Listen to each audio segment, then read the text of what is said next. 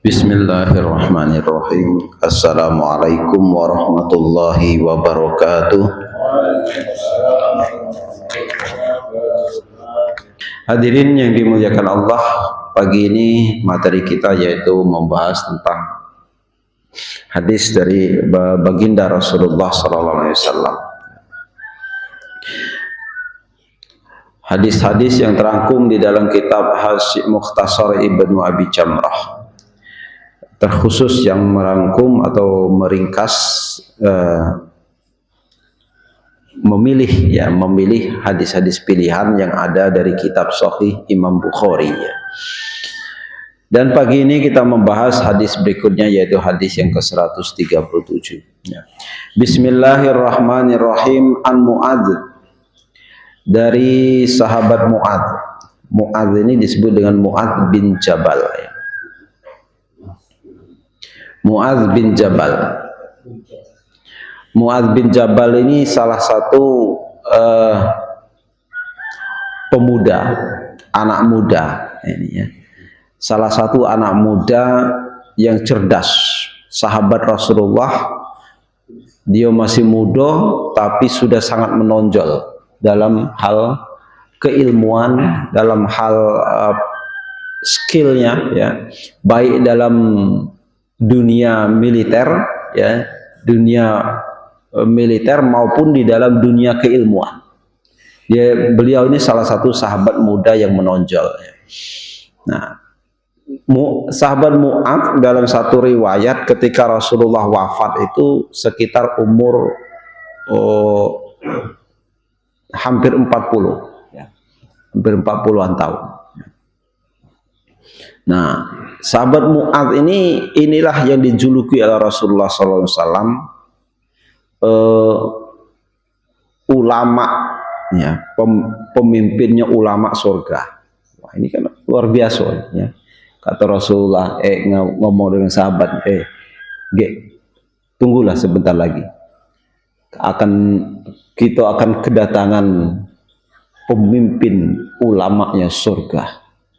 Wih, ini sahabat kan penasaran, siapa ini datang? Tidak tahu, tidak lama itu datanglah Mu'adz bin Jabal. Nah, ini dia wongnya. Wah, ini kan luar biasa mendapat gelar seperti itu ya, pemimpin ulamanya surga. Nah, Mu'adz bin Jabal ini satu ketika Rasulullah mungkin 5 bulan atau 6 bulan sebelum wafatnya ya, sebelum wafatnya beliau ini dipanggil oleh Rasulullah. Ya Mu'adz, kamu saya utus ya, saya utus untuk pergi ke Yaman ya, daerah Yaman ya. Jadi di sana engkau ajarkanlah Islam kepada orang-orang Yaman. Jadi Rasulullah itu memang memerintahkan pergi ke Mu'adz bin Jabal untuk pergi ke Yaman, mengajarkan Islam kepada orang-orang yang di situ ya. Bukan suruh minggat dah. Sekarang aku lagi ngetren kan, siapa yang nak minggat lagi Yaman ya sekarang. Nah, jadi Rasulullah SAW memerintahkan Mu'adz bin Jabal itu untuk mengajarkan Islam kepada penduduk Yaman. Ajarkan Islam kata Rasulullah, kemudian ambillah zakat. Khudh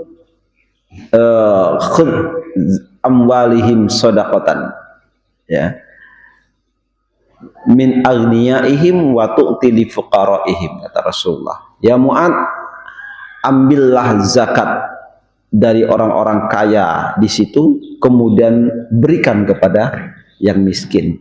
Miskin ya, salurkan kepada yang miskin, itu zakat. Nah, kemudian ajarkanlah hukum.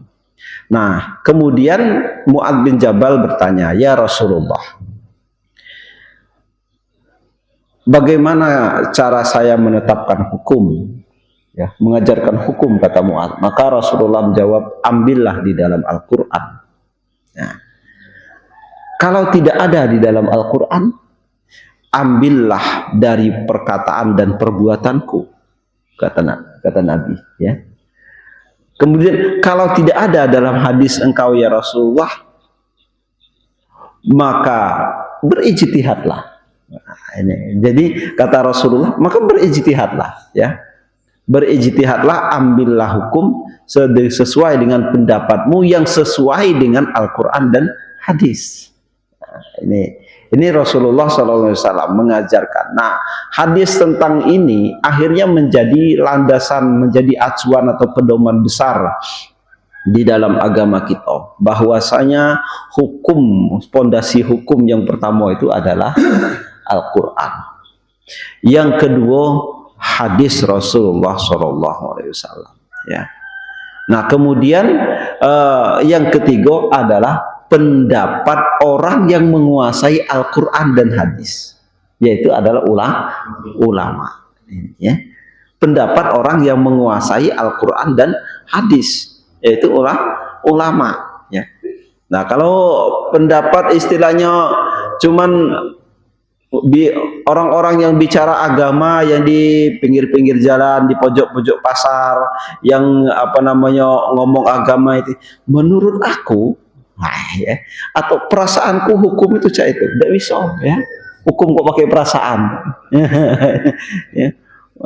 Tidak bisa seperti itu. Bukan menjadi, tidak bisa dijadikan sandaran. Ya. Jadi yang dijadikan itu seperti itu. Al-Quran, hadis, kemudian pendapat orang yang mengerti tentang Al-Quran dan hadis. Nah, kemudian hal ini dikembangkan di dalam Ahlus Sunnah wal Jamaah. Orang yang mengerti Al-Quran dan hadis itu kan tidak galau-galaunya. Dari setiap umat Islam itu yang ngerti itu kan mesti dikit wong, ya. Zaman Nabi pun demikian. Yang namanya pentolan-pentolan ulama-ulama yang zaman Nabi yang paham tentang agama itu dikit. Kebanyakannya wong awam. Nah, ya, kebanyakan itu wong awam. Makanya kemudian oleh ulama-ulama Ahlus Sunnah wal Jamaah dipermudah lagi, ya, ditambahlah dengan untuk memberikan acuan, ya, untuk memberikan acuan sebelum bertemu dengan orang yang paham tentang ilmu agamanya Allah Subhanahu wa taala, yang benar-benar paham. Maka kemudian para ulama memberikan dua acuan lagi. Yang pertama namanya ijma, ya. Ijma itu apa? Konsensus para ulama, kesepakatan para ulama tentang suatu hukum. Kalau ulama sepakat tentang hukum itu, dan dosa kita neko-neko lagi, terima baik. Nah, itu ya. Yang kedua, kias. Ijma yang selanjutnya ada namanya kias. Kias itu apa? Analogi hukum. Nah, ternyata kias ini di dalam dunia modern ini sangat berguna, ya, sangat berguna. Bahkan kias ini menjadi salah satu tolak ukur terbesar. Al-Quran dan hadis itu ibaratnya itu menjadi pedoman dasar, pedoman umum baik. Tapi pedoman khususnya justru kias, Pak. Kias itu analogi hukum, menyamakan hukum yang terjadi yang sudah ada pada masa Nabi atau pada dalam Al-Quran dan hadis dengan sesuatu hukum kejadian yang baru terjadi yang belum ada hukumnya, tetapi alasan atau penyebabnya sama, ya, penyebabnya sama. Maka kias menjadi salah satu juga tolak ukur untuk menerbitkan satu hukum. Ya, contohnya yang pernah saya katakan di situ, ya, contohnya ya kias itu misalnya sekarang itu kan narkoba, ya. Pil koplo itu masih ada zaman Nabi. Ada kate, ya, pil koplo, sabu-sabu, ya. Sabu-sabu, terus apa lagi yang itu ekstasi, ya, barang-barang yang model tuh, ada yang warna pink, ada yang warna hijau, ya. Nah, itu ada warna pink tuh harganya 150 sih kok. Apa secuil be separuh deh 150. Nah, ini ya. Jadi hal yang seperti itu ya tidak kate zaman baginda Rasulullah Shallallahu Alaihi Wasallam. Tetapi dampak penggunaan itu sudah sudah diprediksi dan dalam Al-Quran dan hadis, yaitu apa? Merusak jiwa, merusak akal. Nah, ya, merusak akal. Jadi dalam Al-Quran dan hadis, apapun yang merusak akal, yang bila bisa menghilangkan akal, masuk kategori khomer, ya, maka diharamkan, ya, masuk kategori khomer, ya. Maka masuk kategori khamr, maka diharamkan. Jadi setiap sesuatu yang menghilangkan akal, membuat wong mabuk, melayang, fly dan lain sebagainya, berarti hilang akalnya itu. Apalagi disertai dengan sampai kecanduan, sehingga apa bae wong kalau kecanduan itu, ya, tidak peduli lagi dengan wong lain. Yang penting dia baca fly, barang-barang Duma langsung diangkat, dijual, galo-galo, ndak mikir dah, ya. Yang penting bisa dapat barang itu. Nah, ini namanya merusak, ya. Makanya analogi hukumnya ekstasi dan lain sebagainya itu diambil dari kias, ya. Dari cara menentukan hukumnya itu dari kias, ya. Makanya kias itu sangat penting zaman sekarang ini, ya. Contoh lagi, kias itu bayi tabung. Nah, ya, bayi tabung itu zaman Nabi masuk ada bayi tabung. Nah, zaman Nabi bayi tabung. Nah, kemudian ada bayi tabung, ya.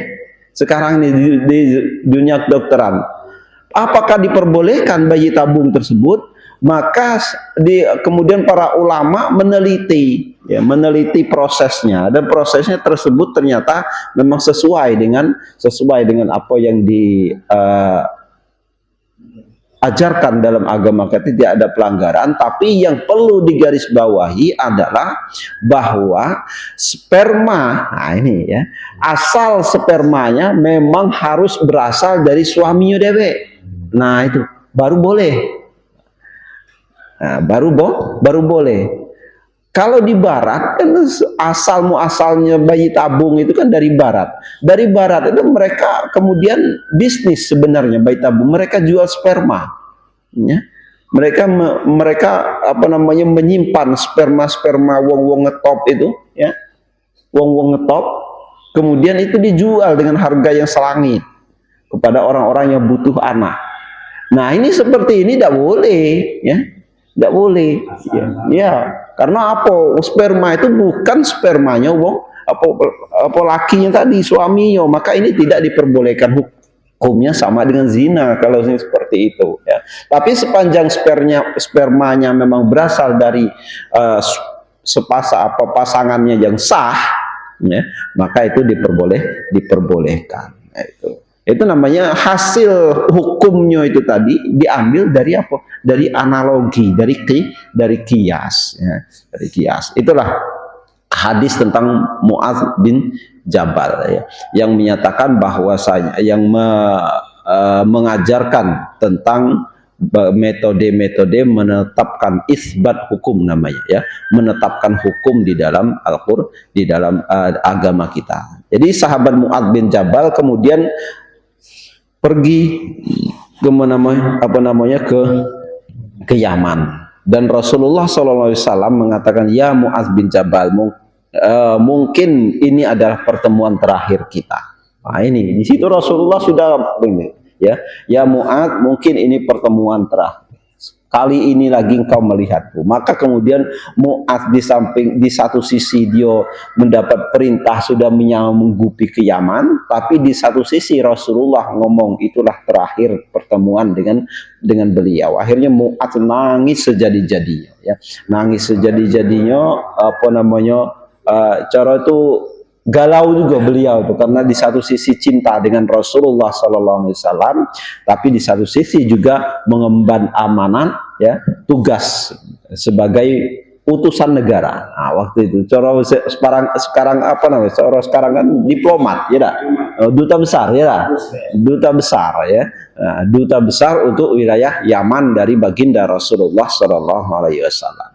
Jadi ketika Rasulullah ada duta besar itu dalam Islam, inilah duta besar pertama di dalam Islam, yaitu Mu'adz bin Jabal. Diutus oleh Rasulullah untuk menjadi pemimpin di negeri Yaman, ya. Jadi betul ketika beliau sekitar 4 bulan atau 5 bulan berada di Yaman, ya, akhirnya datanglah berita bahwa tentang wafatnya baginda Rasulullah SAW, ya.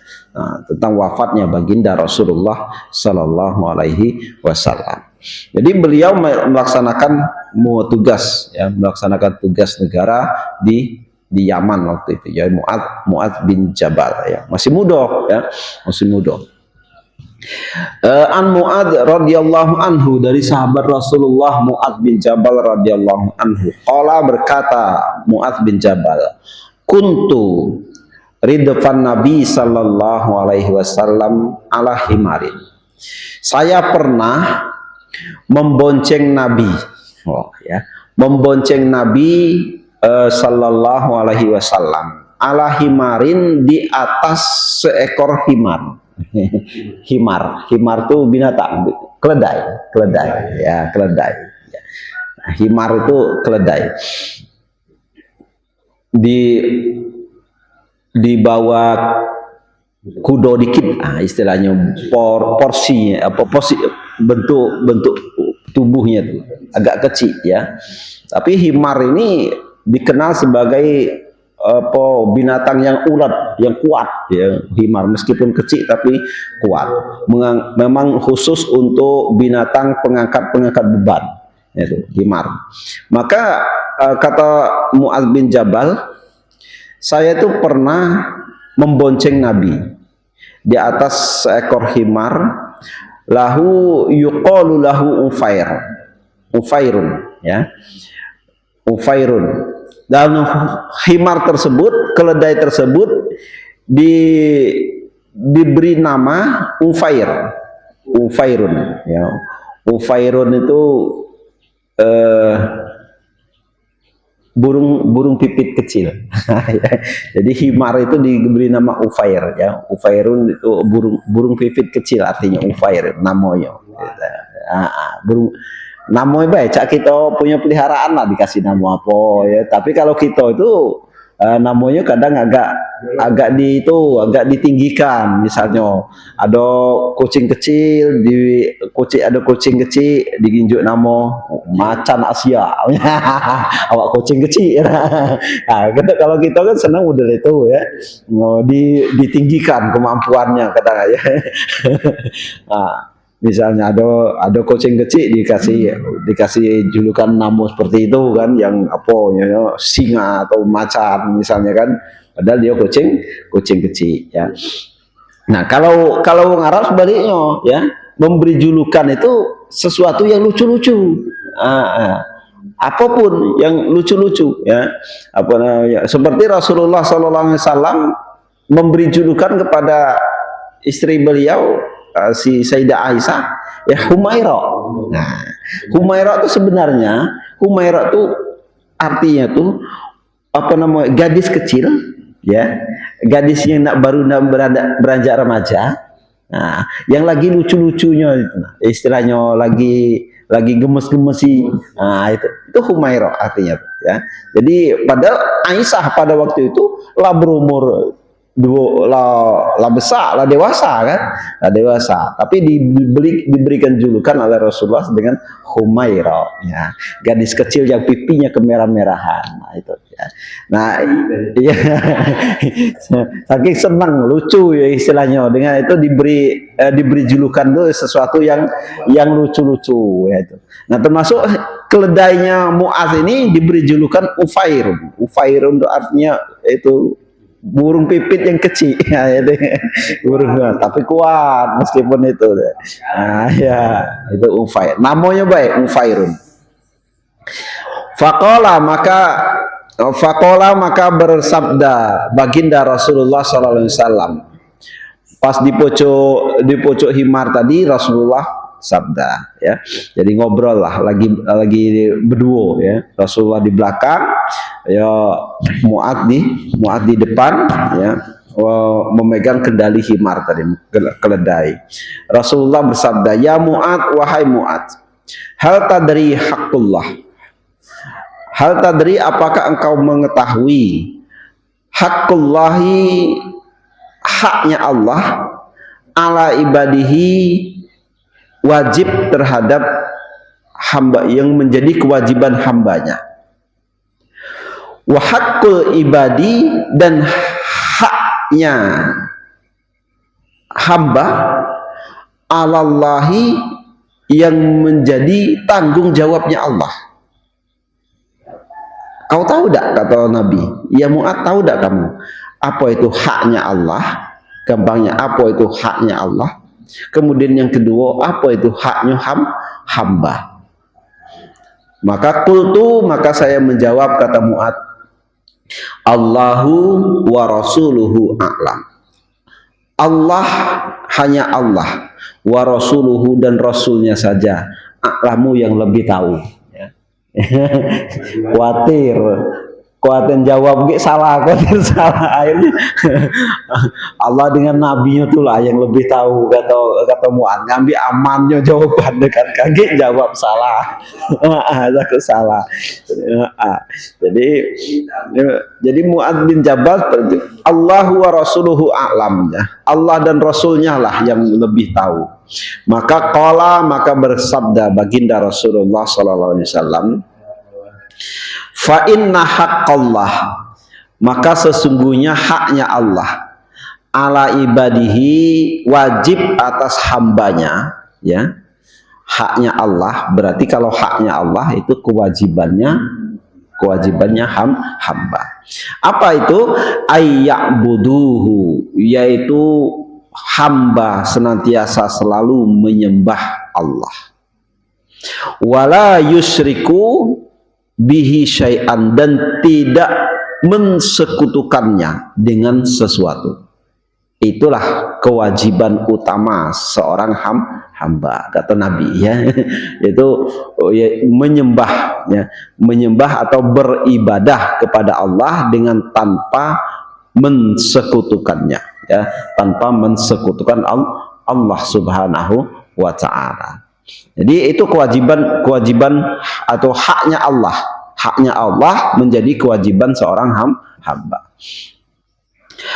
Wa haqqul ibadi 'alallah, sedangkan haknya hamba Allah yang menjadi tanggung jawabnya Allah.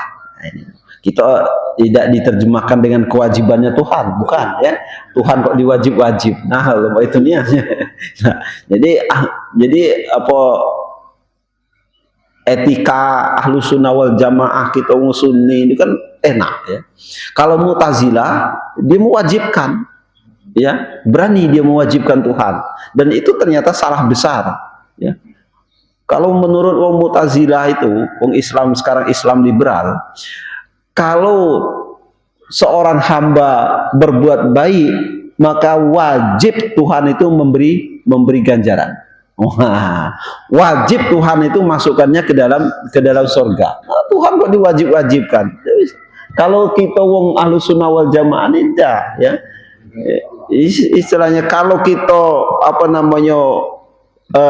ada hamba melakukan kebaikan, maka menjadi tanggung jawabnya Allah untuk memelihara hamba tersebut. Bahasanya halus, tapi sebenarnya tujuannya sama. Tapi bahasanya halus, ya, bahasanya. Allah menjadi tanggung jawabnya Allah. Lah, kalau sudah Allah masuk dalam tanggung jawabnya Allah, kita kan tidak akan pernah disia-siakan, ya. Tak akan pernah Allah itu menyia-nyiakan hambanya. Nah, hakul ibadi, haknya hamba, Allah yang menjadi tanggung jawabnya Allah Subhanahu wa taala, yaitu apa? Allah yu'adziba, Allah tidak menyiksa malla yusyrik bihi, orang yang tidak mensekutukannya dengan sesuatu. Nah, ya. Kalau maksudnya kalau sudah menyembah, ya, kalau sudah menyembah, maka Allah tidak akan menyiksa. Ya, itu tanggung jawabnya Allah. Tapi balik lagi kepada hak prerogatifnya Allah Subhanahu wa taala, ya. Fakultu, maka saya berkata, ya Rasulullah, wahai Rasulullah. Maka Mu'ad kembali bertanya, ya Rasulullah, wahai Rasulullah,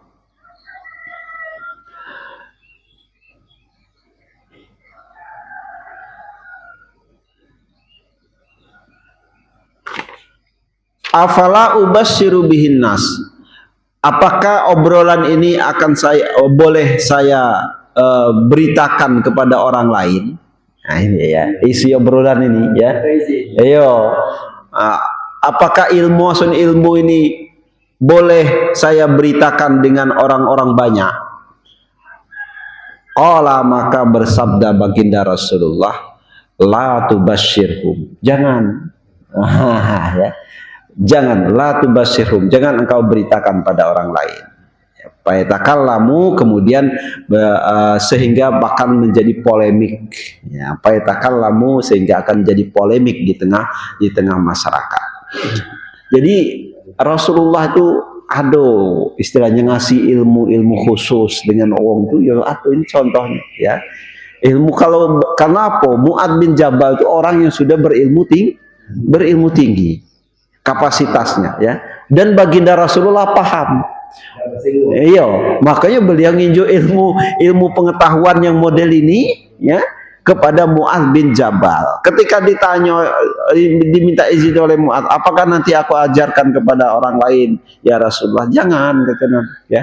Jangan, ya, untuk kamu dewek dulu, ya. Karena kalau diajarkan di tengah masyarakat Islam yang masih lemah imannya, jadi polemik, ya. Polemik, ya, itu, ya. Makanya kemudian fayatakallamu itu apa? Jadi buah bibir namanya. Fayatakallamu itu, ya, artinya fayatakallamu, maka akan menjadi buah bibir atau menjadi polemik di tengah masyarakat, itu. Jadi hadirin yang dimuliakan Allah Subhanahu wa taala, ya. Jadi haknya hamba, yaitu, ya, Allah tidak akan menyiksa orang yang tidak mensekutukannya dengan sesuatu. Jadi kuncinya itu tidak syirik, ya. Nah, sekarang pembahasan syirik itu luas pulau, ya. Dalam kategori tidak mensirikkan Allah itu tidak mensirikkan yang secara syirik yang macam mana, ya. Apa syirik jali, apa syirik khafi, apa masuk kategori galau. Apa syirik jali itu? Syirik jali itu syirik yang terang-terangan, ya. Syirik yang terang-terangan, ada wong nyembah patung, ada yang nginjuk sesajen di pojok-pojok hutan, di pojok sawah. Ada, itu masuk kategori syirik yang terang-terangan, yang model itu.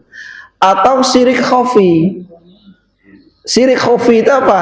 Syirik yang tersembunyi. Contoh nih, ada wong dia sholat, tapi karena tidak lemak dengan tetangga, tidak lemak dengan menantu, tidak lemak dengan mertua, ya, motivasinya tuh. Maka dalam kajian tasawuf ini orang sudah melakukan namanya syirik, ya. Karena apa? Menduakan Allah di dalam ibadahnya. Motivasi ibadahnya itu bukan karena Allah, ya. Jadilah syirik, tapi syiriknya itu syirik khafi, syirik yang tersembunyi. Makanya betul-betul kita harus memelihara hati kita dalam beribadah, ya. Karena dalam Al-Qur'an, tetapi ada apa namanya, eh, keringanan di dalam kita itu. Dalam Al-Qur'an, innallaha la yaghfiru ayyushraka bihi syai'an, ya. Bahwasanya Allah itu tidak akan mengampuni dosa-dosa syirik kepadanya. Nah, ulama ahli tafsir mengatakan bahwa yang disebut dalam syirik yang dalam ayat ini adalah syirik jali, syirik yang terang-terangan. Kalau syirik khafi, ya, kalau syirik khafi, maka dianjurkan kita memperbanyak istighfar. Nah, syirik khafi tadi ya, beribadah karena selain Allah Subhanahu wa ta'ala, maka banyak-banyak istighfar. Syirik khafi ini berarti syirik yang apa namanya, syirik kecil, disebut juga syirik kecil. Ini bisa diampuni oleh Allah dengan istighfar. Yang tidak diampuni oleh Allah Subhanahu wa ta'ala yaitu syirik yang betul-betul nyata, ya. Ya, contoh nyembah, nah itu tadi, nyembah berhala dan lain sebagainya, ya. Tapi yang seperti itu juga yang masih bisa, yaitu dengan taubat. Ketika wong itu bertobat, ya sudah, ya. Maksudnya tidak akan diampuni itu kalau dia kemudian melakukan syirik dan mati dalam kesyirikan tersebut, maka tidak akan diampuni. Nauzubillah, ya. Mati dalam kesyirikan itu, ya. Dia melakukan ritual syirik kemudian mati dalam keadaan seperti itu, ya. Atau dia mati dalam keadaan posisi masih membenarkan tindakannya itu, sama. Nah, ya. Dulu kan ada siapa pejabat, ya, pas ke Bali dia melu sembahyang di pura, ya. Contoh ya, ya. bukan gitu Pak Haji karena sering ke Bali, ada dulu nih. ada nih dulu pejabat dia kan, ya, pejabat negara pas kunjungan kerja ke Bali dia ikut apa, kalau sekedar ke pura tengok-tengok beda masalah, ini ikutnya sembahyang, nah dia mudah karena, ya, itu ikutnya, ya. Nah, kemudian diingatkan wong, malah itu bantah dia, istilahnya. Dia membenarkan tindakannya. Nah, ini bahaya yang model ini, ya. Dia sudah melakukan syirik jali, kemudian dia tetap ngotot menyatakan dia itu benar dengan tingkahnya itu. Maka bahaya yang model ini. Kalau tidak tobat, mati dalam keadaan masih membenarkan itu tadi. Itulah disebut dengan tidak akan diampuni oleh Allah Subhanahu wa ta'ala, ya. Tuh, ya. Jadi hadirin yang dimuliakan Allah Subhanahu wa ta'ala, ngapo Pak Ustaz nak nyontoh ke Bali ini, ya. Kalian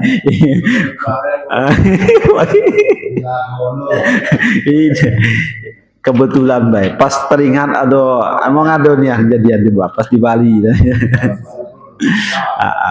Jadi hadirin yang dimuliakan Allah Subhanahu wa ta'ala, mungkin itu saja yang bisa disampaikan pada pagi hari ini, ya. Semoga apa yang disampaikan ini menjadi salah satu hal yang bisa meningkatkan keimanan kita, ya. Nah, mungkin Anda kita bertanya, lah ini kan di akhir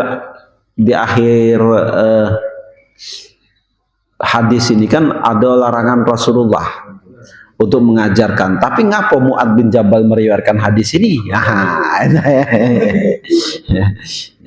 Ngapa Mu'adz bin Jabal meriwayatkan hadis ini? Itulah namanya larangan ini, istilahnya larangan yang bukan bersifat mutlak, ya, bersifat bukan mutlak qat'i, pasti, ya. Larangan yang tidak bersifat pasti, ya. Karena apa? Mu'adz tahu ngapo baginda melarang, karena waktu itu umat Islam ini masih di Madinah kan, masih lemah imannya, ya.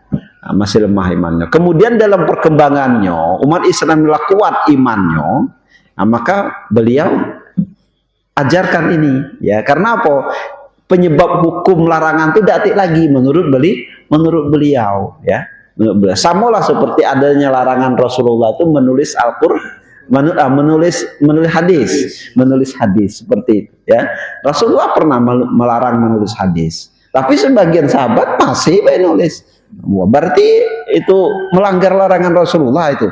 Tidak, ya, tidak juga ya, karena sifat larangan ya Rasulullah itu tidak bersifat qat'i atau pasti. Itu dalam bahasa hukumnya ya. Iya, istilahnya sifat larangan itu kalau dalam bahasa kita itu hanya bersifat himbauan. Nah, ya kan, hanya bersifat himbauan. Bukan kok istilahnya larangan tegas, itu tidak, tapi hanya bersifat himbauan. Karena apa? Karena pada waktu itu ya, penyebabnya adalah imannya umat Islam pada waktu itu masih lemah. Maka dikhawatirkan akan jadi polemik.